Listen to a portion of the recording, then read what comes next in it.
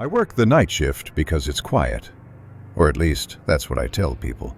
Fewer questions, fewer interruptions. The building settles into itself after midnight, like a body finally finding a position that doesn't hurt. The facility sits 40 miles outside town, a low concrete structure surrounded by scrubland and wind. Officially, it's a relay station. Communications, data routing, redundancies stacked on redundancies. Unofficially, no one has ever asked me what we actually do here, and I've never volunteered an answer.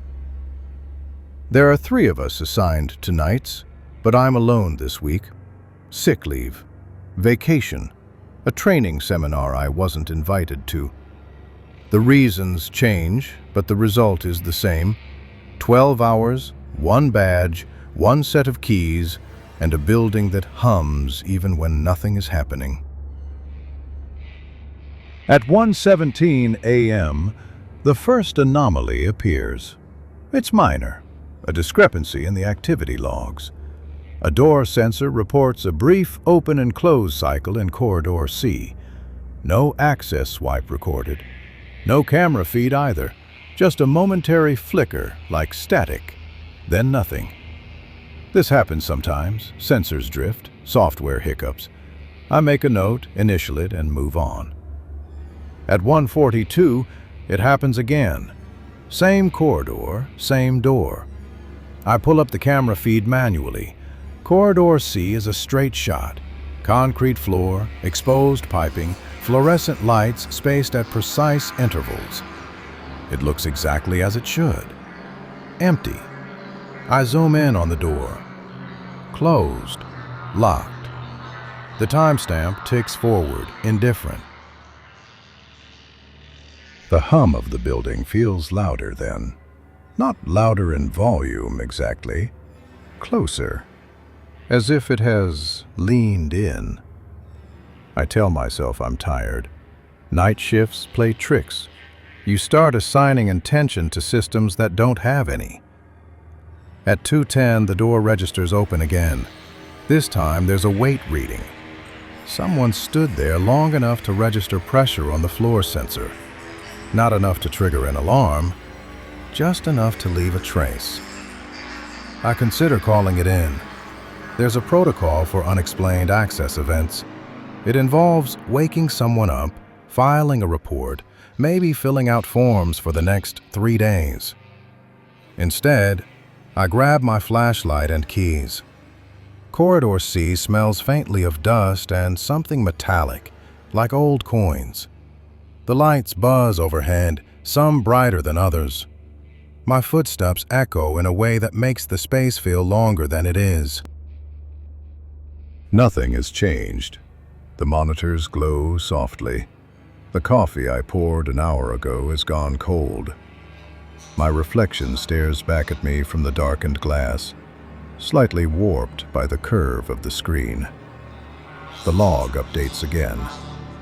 Control room, 2 occupants. I stand up so abruptly the chair skids backward. My heart is pounding now, a dull, insistent pressure behind my ribs. "Hello?"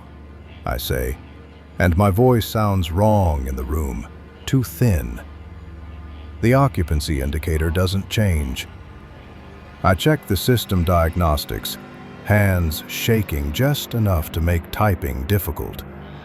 No errors, no malfunctions, all sensors reporting within normal parameters.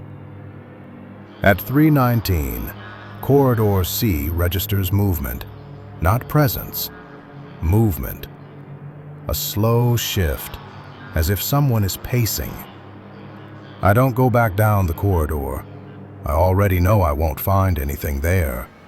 Instead, I pull up the archived logs, searching backward through weeks, months.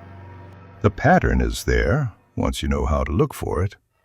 Small discrepancies, extra weight readings, occupancy counts that briefly exceed staffing levels, then resolve themselves. Always at night, always during single operator shifts. I find my own name in the logs more often than I expect, sometimes paired with another entry, sometimes alone, marked present in places I don't remember being. The realization doesn't arrive all at once. It settles slowly, like dust. The building isn't recording an intruder.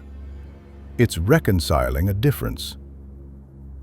At 3:47, the control room occupancy drops back to 1. I exhale, shaky and relieved, though I'm not sure why. Nothing has actually changed. I'm still alone. The logs are still there. My shift ends at 6. At least, that's what the schedule says. At 4:02, the system registers someone leaving the facility. No badge swipe. The exit time matches the moment I check my watch. I don't remember standing up. I don't remember walking to the door. But the log is precise, down to the second. I'm still sitting in the control room when I read it. The building hums on, steady and patient, keeping track.